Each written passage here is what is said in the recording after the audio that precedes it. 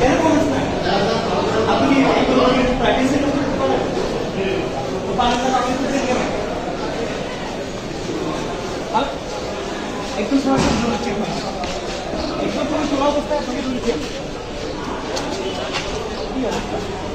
বলেন বলেন, কথা বলেন না কেন? কি সরি বলেন।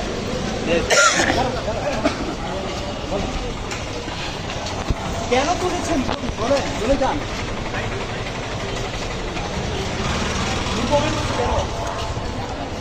কেন নো কমেন্টস বাংলায় বলেন, আমি আপনি ইংরেজি বুঝি।